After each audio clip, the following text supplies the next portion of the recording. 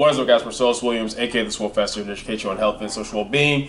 As you guys see from the title, this is my Q&A/giveaway to thank you all for 20K subs on YouTube. For those of you who are not aware, on my Instagram, I put a post up a couple of days ago, pretty much being like, hey guys, thank you all for 20K subs on YouTube. Gonna do a Q&A and a giveaway. You guys know I usually do some type of Q&A whenever I reach a certain threshold of subs. And since I did a giveaway for when I hit 10K followers on Instagram, I definitely want to do some type of giveaway for when I hit 20K subs on YouTube. Now, for those of you who don't follow me on Instagram, you probably missed this. I'm sorry, I apologize for that. But I tell you guys all the time that if you follow me here on YouTube, it's probably best if you follow me on Instagram as well, because, you know, I discuss important topics on that as well, show you even more of my training. And anytime I do any type of giveaway stuff related to even my channel, it's usually going to be through Instagram if you want to like participate in that. So sorry if you guys missed out on that, but let's get right into it. Pretty much the way this worked, guys, is all you had to do to enter this giveaway was leave a question on that post that I put on Instagram, as well as state a reason like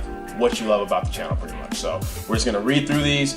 We're gonna read through the questions, answer them, and then I'm pretty much going to, you know, just announce 2 giveaway winners at the end of it. Like, we're gonna pick 2 at random based upon those who asked the question, and then we're gonna go from there. So let's get right into it. All right, question number 1 from Jamal_B15, aka Deadlift King. Appreciate you participating, bro.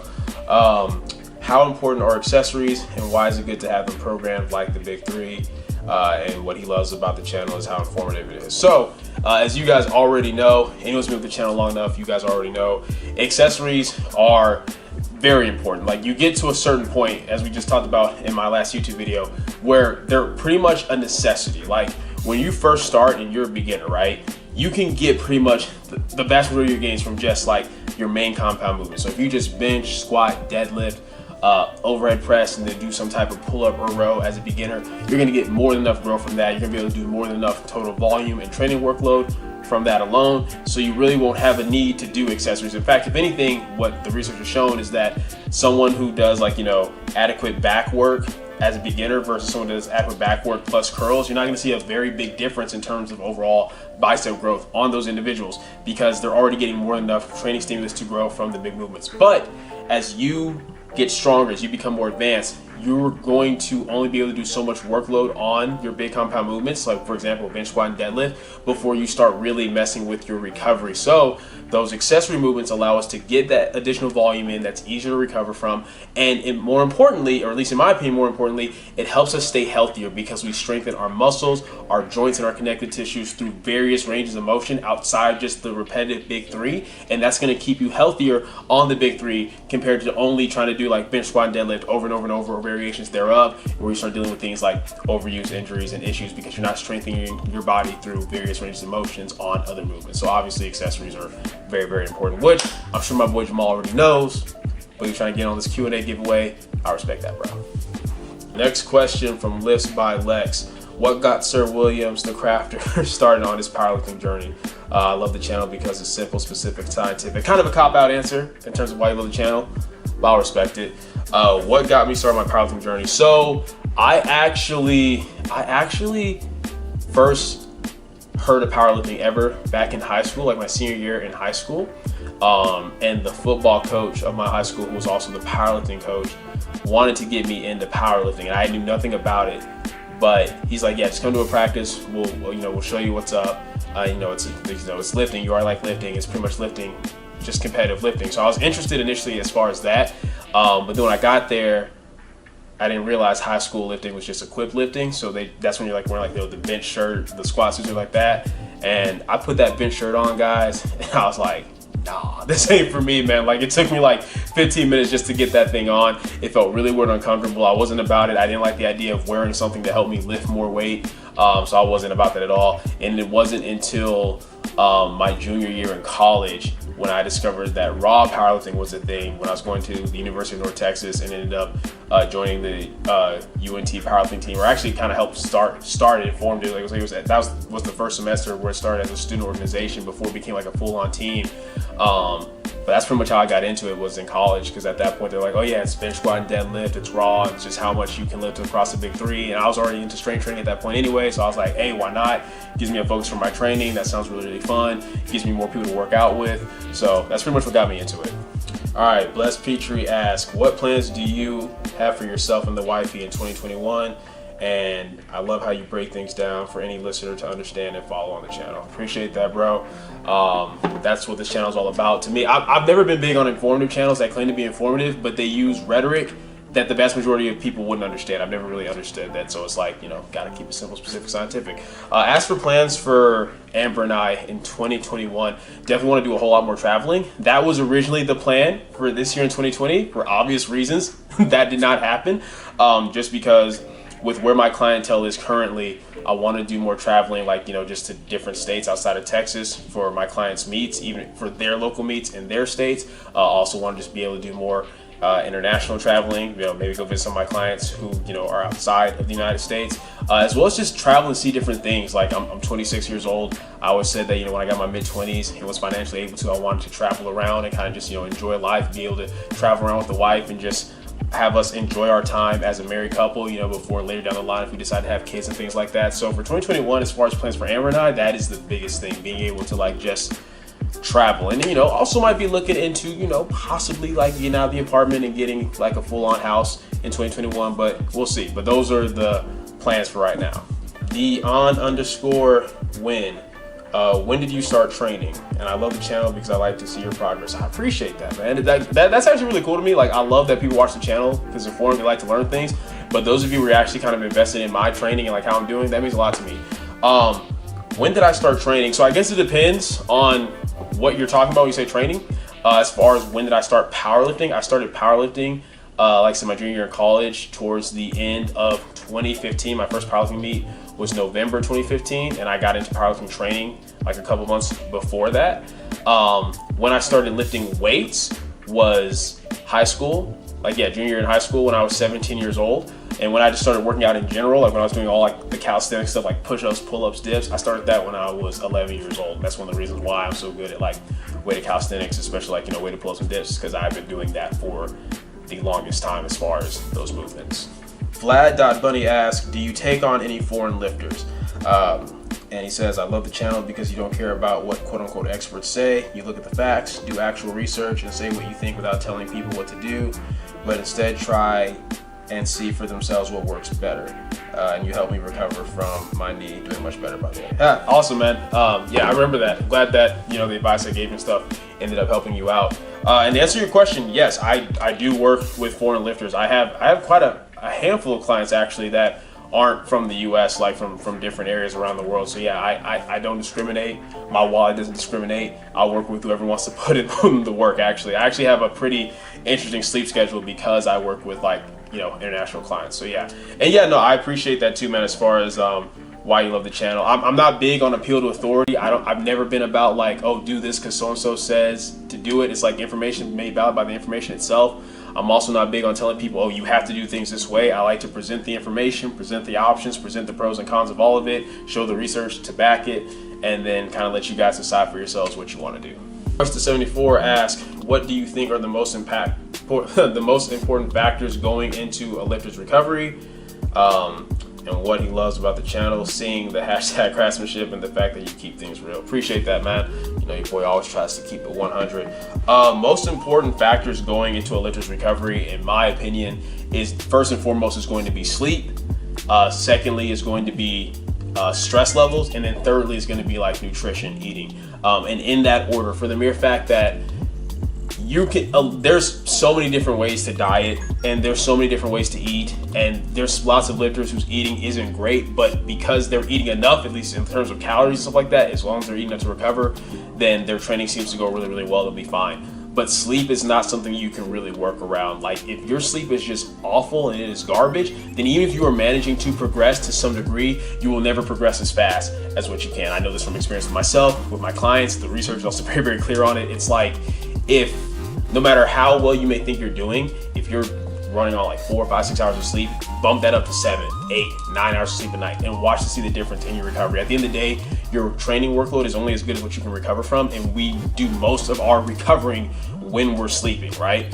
And then the stress is a close second, just because that can be a huge make or break, in the sense of even if your sleep's on point and even if your eating's on point, even if your training program's on point, when you are stressed, that's just going to heavily impact, like, you know, your cortisol level is going to impact your recovery. And the reality is, it's like when you're it's funny because they all kind of go hand in hand. Usually when you're not sleeping well, you're going to be more stressed, and when you're more stressed, and you're you know, usually your sessions aren't going to go as well, and then you get stressed about your session, so then you're stressed outside the gym, and that makes you stressed about going into the gym, and it's just this really, really ugly cycle. So I could do a whole video over that, but absolutely, sleep, stress, and then of course your eating, in that order, I think, are the most important factors for a lifter's recovery. Mr. Rise and Shine asks, what's your favorite thing to do outside of powerlifting? I love how informative your videos are, man. You stay true to who you are, and that's incredible. I appreciate it, man. I appreciate all of you who support me. Because at the end of the day, I'm able to just do my thing and be true to who I am because y'all support me enough to where I can do that. So I appreciate it. As far as my favorite things to do outside of powerlifting, honestly, like, I'm a really chill dude. I like outside of training, I love to eat and I love to hang out with friends. Like, what we're doing doesn't so much matter to me, whether we're going to a restaurant to eat, whether we're going bowling, chilling, watching anime. Like, if it's just me by myself, I love reading and I love watching anime. I like reading stuff that's like, you know, just information. I like reading political stuff related to philosophy. I like reading, like, you know, fiction for fun. Anime, I've loved that since I was a kid. So, like, I can just chill and binge watch anime. A lot of y'all who watch the channel probably can relate to that because we've talked about that in the comments on several of my videos.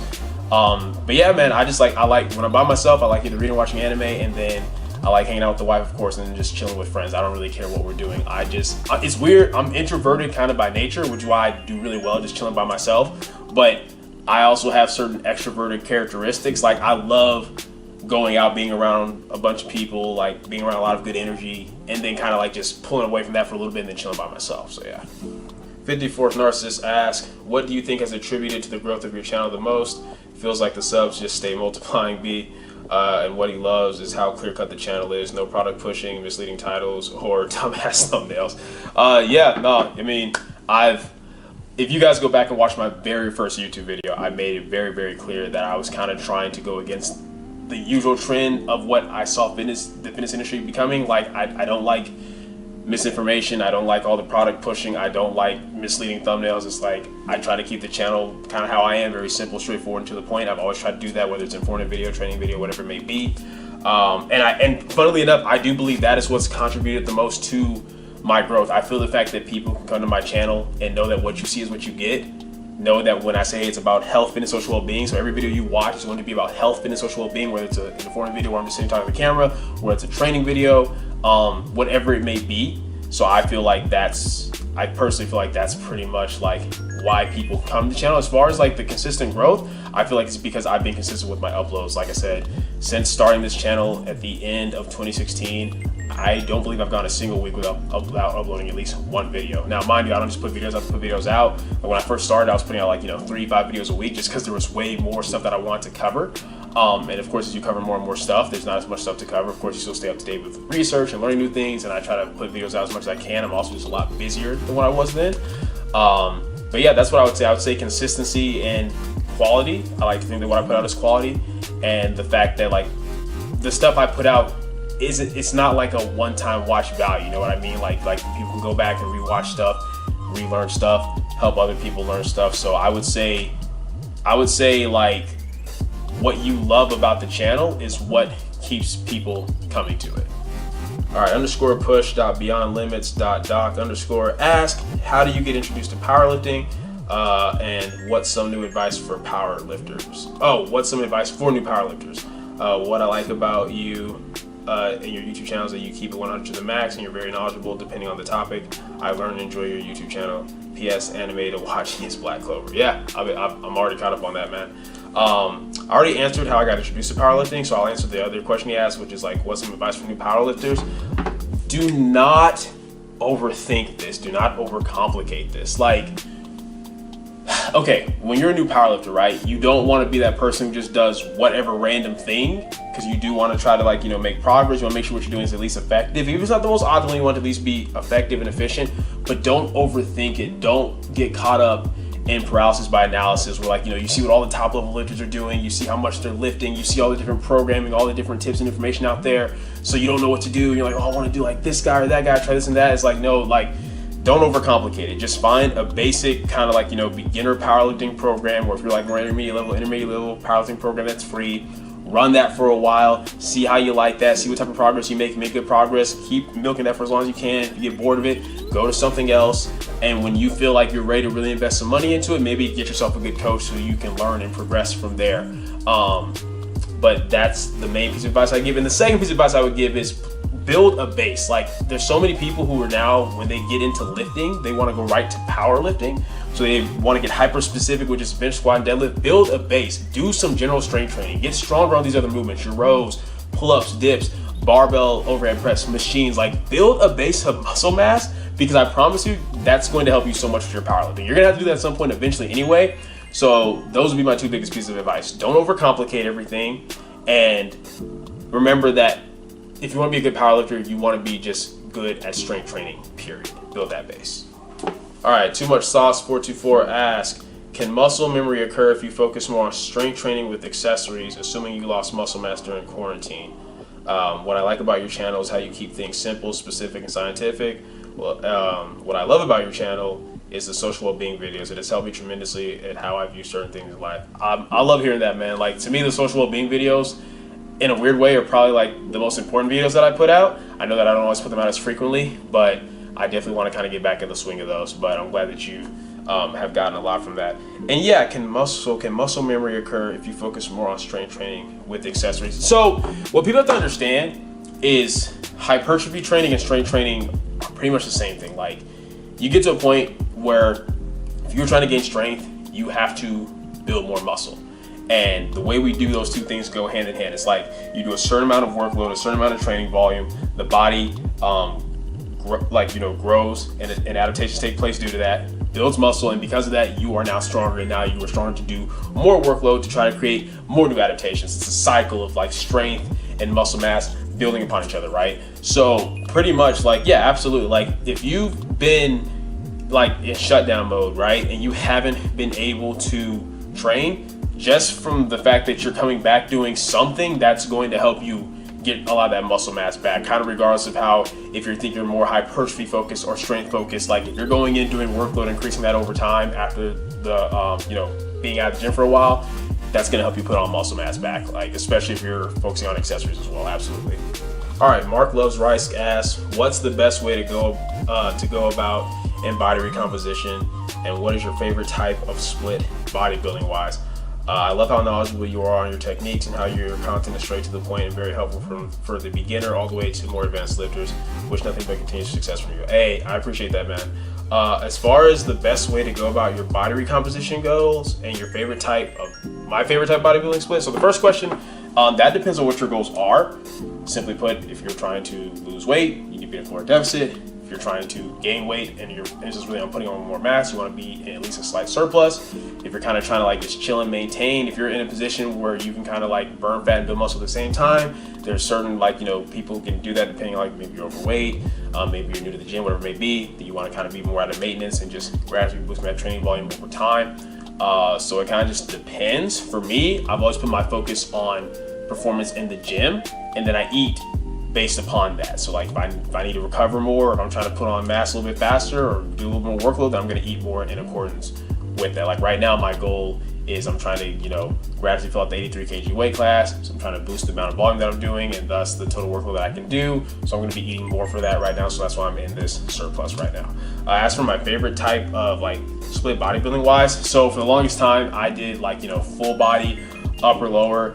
I can say that I enjoy doing things like push-pull legs back when I was playing with that, just because I enjoy being in the gym 6 days a week. But as I've explained to you guys before, as a powerlifter, my training is not so much about body part splits, it's about frequency of movements. It's like, okay, I squat this many times a week, I deadlift this many times a week, I bench this many times a week. So what my days look like, that's what's going to determine like what type of split is. Like an SPD day, that looks like a full body day. A squat and bench day with accessories looks like a push day. A deadlift day with pull accessories looks like a pull day. A squat and deadlift day looks like a lower body day. A bench only day with upper body accessories looks like an upper body day. So like right now I'm training 6 days a week, where I pretty much, squat and deadlift on their own days, and then I have bench on its own days. So yeah, I'd like to answer your question about like my favorite. I've never really had like a favorite split, man. It's just more so whatever's going to be most efficient for my goals at that time. So yeah, hope that kind of helps.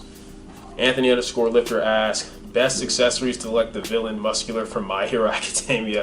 And I love your channel because it set me off on the right track. So to answer your question, man, the best accessories to look like the villain muscular, it's going to be Tren, SARMs, whatever other PEDs you can get your hands on, because you're not going to look like that naturally, bro. I'm sorry. But I appreciate, that my channel is able to help you get on the right track. All right, Coleman asks, what did you want to do for a living before you became a coach? That is a really good question. Funnily enough, I used to think the idea of being like a personal trainer was a joke. I used to think the idea of being a coach, let alone an online coach, was a joke, just because to me, from what I saw, people who did that were just people scamming people. And keep in mind, I'm the type of person where I took the time to like read and watch videos and learn how to do things on my own workout wise and stuff when I first started. And especially when I was doing like just calisthenics stuff, my mindset would always be like, yo, why would I pay someone to help me with this stuff? Just because I didn't understand how deep some of this stuff could get. I wasn't really sure. When my first 2 years in college, I was actually an engineer major just because I've always been really good with math and science, and my mindset was engineers make good money, so that's what I was going to school for. But I wasn't really sure like what I wanted to do, just because academically, I was always kind of good at everything academically, so I didn't really know what direction I wanted to take with that. At one point, I even considered the military just because I didn't know what I wanted to do, even though I made really good grades in school and stuff like that. But engineer major was what I was aiming for before I transitioned to kinesiology and then decided to go into the route of like, being a trainer and a coach. Next question by Dizzy Apple. What is some equipment you would recommend for a late novice to have for the gym? I love that your channel has a very healthy mix of everything. Great knowledge, but also edits and personal training. Feels like I don't have to wait for certain types of content. Hey, appreciate that, man. Type of equipment I'd recommend for a late novice to have for the gym. So I'm assuming you're talking about like if you have your own gym. So obviously you'll want like, some type of rack and a barbell, so that way you can do bench, squat, deadlifts, a dumbbell rack, maybe going up to at least, if you're a late novice, I'd say at least going up to like 80 to 100 pounds. And aside from that, like if you want to get at least one type of like cable pulling machine, so you can do things like cable rows, pull downs, that'd probably be useful. But as a late novice, you can still do quite a bit of work, if not most of your work, with barbell and dumbbells. Gordon_aesthetics asks, what's a good general structure for block periodization? I love your channel because you're able to articulate information in a scientific and detailed manner, but the average person can clearly understand it, which is a trait most other powerlifting channels don't have. Appreciate that, man. A good structure for block periodization, that's somewhat of a loaded question just because the reality is there's lots of different ways to periodize things, like with a block fashion. Like you can do straight linear block periodization where it's like, okay, you have like a volume block where like each day is kind of volume focused, and then you transition from that block to, maybe more of an intensity block, like, where the volume goes down each block and the intensity goes up each block. There's block DUP, which is the way that I like to program, where you have daily underloaded periodizations. No matter what the block is, you still have relatively heavier days, volume focused days, maybe additional volume technique focused days, and then with each block you still can either undulate volume up, down, depending on what your goal is. But in general rules of block periodization are, figure out what your goal is, whether it's like, hey, I'm trying to work up to eventually testing anyone where I'm max, or hey, I'm trying to work up to a certain amount of volume, I'm trying to build a certain amount of muscle, whatever it may be, and you're just gonna tailor your blocks to that. I'll actually have link in the description down below a few videos that kind of just go over some general programming rules for block periodization, and hopefully that helps you out. Visman85 asks, what are your thoughts on Shaco's method of programming? I love the no BS information that most of the channels don't do. So from what I remember from Shaco's programming, I've not looked over that for a very long time. But I'm pretty sure it's pretty sound. I know that it can tend to be quite a bit of volume, I think. So I guess because you're asking here, it says positives and negatives. The positives is that Shaco is pretty much responsible for a lot of the success that Russian powerlifting teams have had. So the basic training principles behind it are sound. I guess the negatives would be it has to be something where you are very much on top of your recovery, you have the time to do the sessions, you're able to handle the workloads that it has you do. And I also, if I remember correctly, believe it's purely percentage based, which isn't necessarily a bad thing, but it's just, we know the beauty of incorporating auto regulation with percentage based work. I'm definitely a bigger fan of percentage only work over RP only work, but the problem is when you do percentage only based work, and you try to stick to that very rigidly, then it can be very hard to make adjustments that you need to based upon how your recovery is going. So, and that's not even just related to Shaco's programming, but any purely percentage-based program. But like I said, that's kind of just from what I can remember from the last time I looked at anything related to Shaco, which I have not in a very long time. All right, listed by Lex. And just so you guys know, if somebody asks multiple questions, don't worry, they're only gonna be counted once for the random giveaway drawing. But this is a good question that Lex asked me. This is the second question, I'm going to answer it. Do you program accessories the same for both men and women, or is there a different approach? So in general, when it comes to men and women, there's a few things we know. Like for example, women tend to be able to handle a little bit more volume relative to their male counterparts. But at the end of the day, it's based upon the individual in terms of like what I'm programming them. So what their accessories are going to be, whether they're a male or female, is going to be purely based upon like, okay, what are their weak points? What are we trying to work on? What muscles do we need to really work on bringing up? Or what functional training do we need to work on doing? Like if they suck at scapular retraction, protraction, there needs to be more rows. Maybe I get those split squats because it's something they need to work on with their lower bodies. But at the end of the day, it's not, to me, it's not so much about like male versus female. It's just, okay, based upon this individual that I am working with, which of course that's going to include like their gender, what things do we need to work on and what things do we need to bring up, and that's how we're going to pick their accessory work. Fares_La Paris asks, do you think there's any advantage to do 10 repetitions on the competition list? I'm talking about volume sessions, for example, back off. So once again, rep ranges in and of themselves don't necessarily matter. It kind of depends on what you're trying to do. The benefit of doing something like, sets of 10 is simply that it allows you to get more volume in per set. So if you're doing higher rep sets, then you probably won't have to do quite as many sets. For example, like, if you do something like a 4x6, right? Or like, a 5x5, whatever that may be, well, you're getting more volume, technically speaking, if you're doing like a 3x10 relative to that. So it's not that I'm not opposed to doing 10s on the competition list. The highest I usually will program on a competition lift, whether it's bench, squat, or deadlift, usually it's going to be like 8s. On bench, I might do something like 9s and 10s, and that's just more from the psychological standpoint. Like a lot of people just don't really enjoy doing 10s. So if we can get that same volume in through other set and rep schemes, we can tend to do that. But I don't mind pushing things like 9s and 10s on the bench press. And there's not inherently anything wrong with it. It's just all about like your why and what you're trying to do. And in general, with the competition list, bench, squat, and deadlift, we tend to try to be going heavier on those anyway, even with some of our volume-based work. So that's why oftentimes you probably won't see a lot of coaches programming 10s on bench, squat, and deadlift quite as often as what they may do other rep ranges. Quadfather Canyon asks, do you feel tracking MRV, max recoverable volume, is something of high importance in programming? What I love about the channel, I'm a huge fan of your videos regarding the importance of accessory work and prehab, and I especially love how you take a simple but effective approach of periodizing your accessories and implementing them in the program. Appreciate that, man. So as far as tracking your max recoverable volume, I think knowing your max recoverable volume in general is important. I think it's good to know that, just so you're not pushing too close to that too often.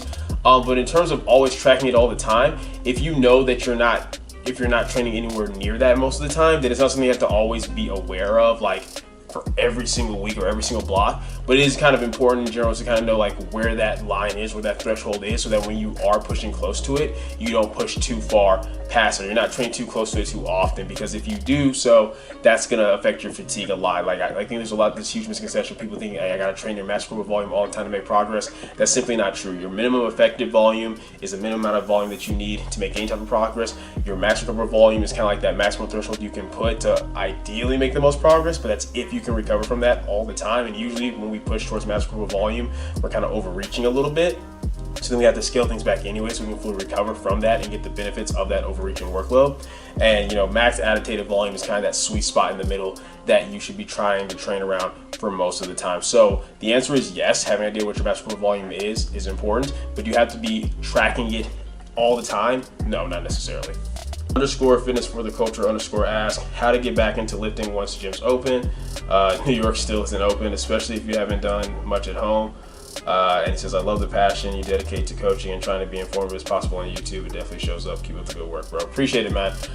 So the first thing I will say is, if you haven't been doing anything at home with gyms being closed down, get on that right now. I was actually just talking to a client about this a few days ago, that while yes, no matter what, if you don't have access to usual gym equipment, you know, squatting, benching, deadlifting, whatever you may do, you're gonna lose some strength anyway.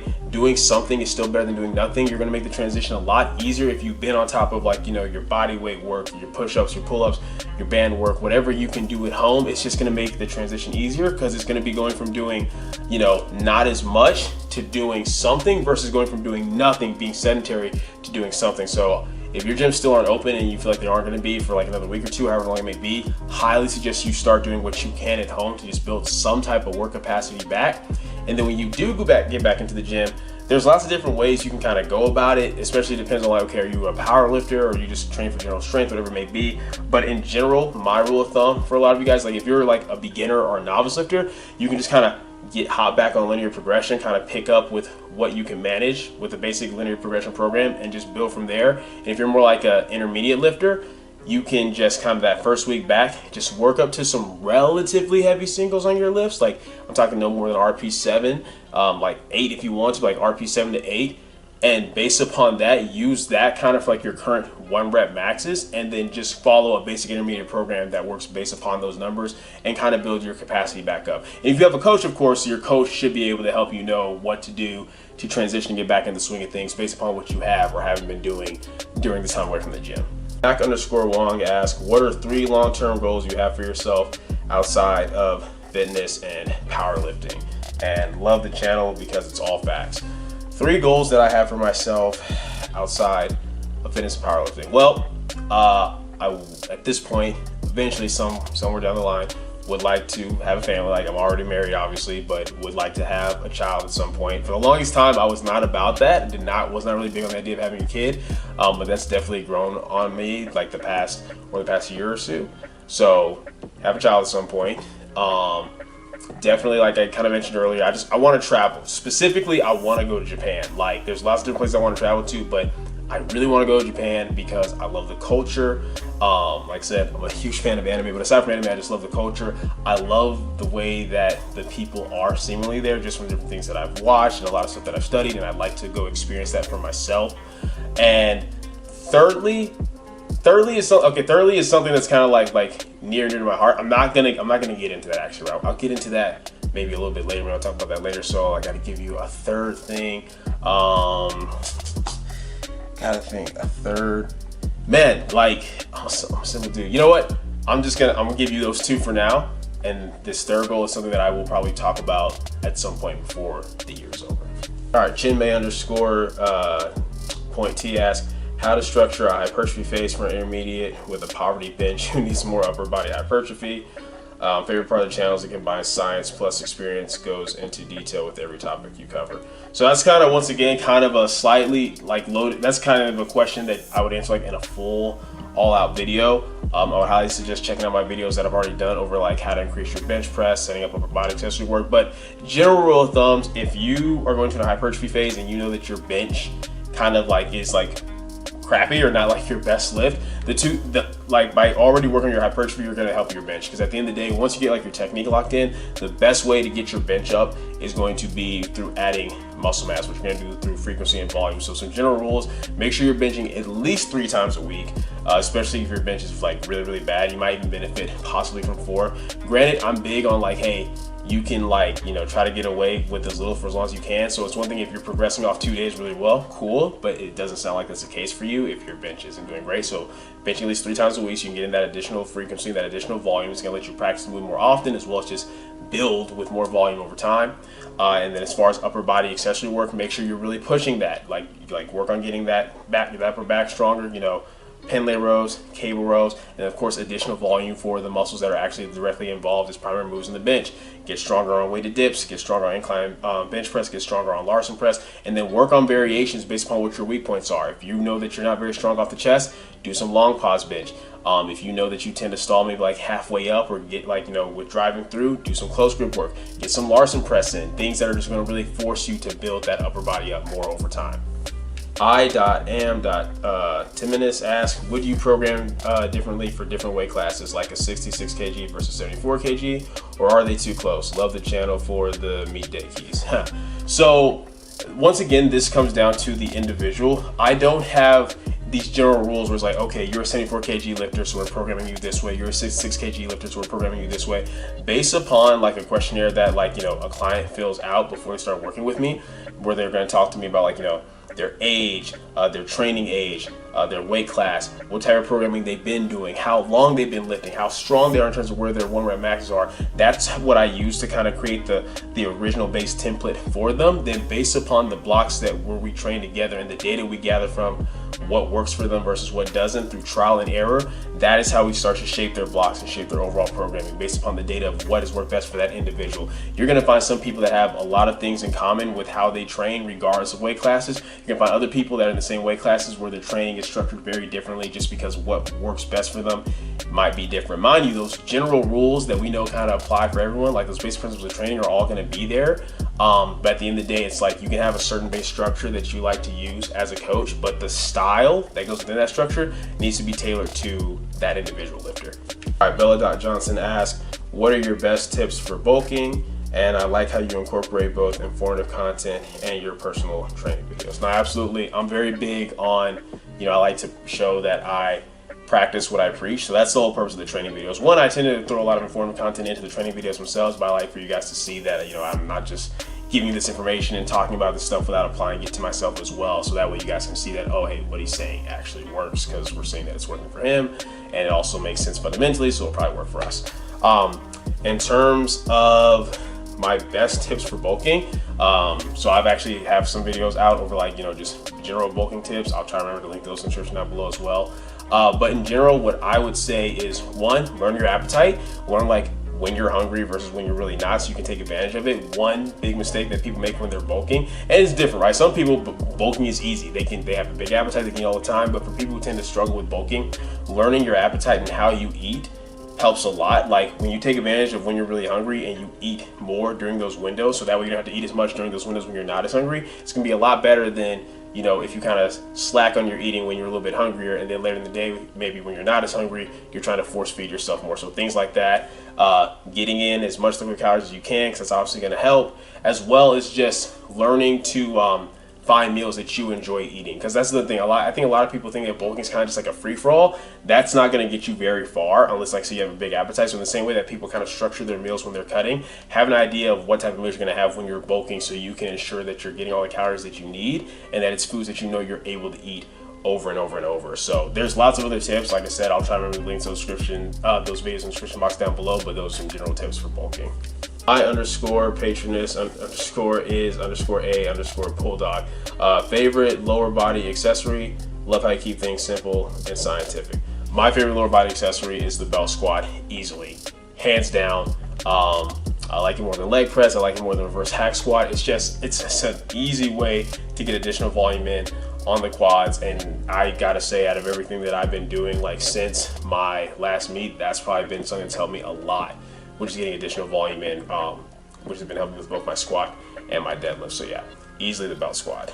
All right, guys, so that is it for all of the questions. I appreciate all of you who participated. I appreciate all of you who followed directions as far as, you know, asking a question, as well as like, you know, putting like your reason, like what you love about the channel. So with that being said, the way the random giveaway worked is pretty much just each person got a number based upon like the order in which they commented. I didn't count people who put like, you know, multiple questions. I only counted their like your number was based upon like your first comment that you put, and I didn't count a comment if it, you know, only asked like a question but didn't put why they love the channel, or if it's a comment where they put why they love the channel but they didn't ask the question.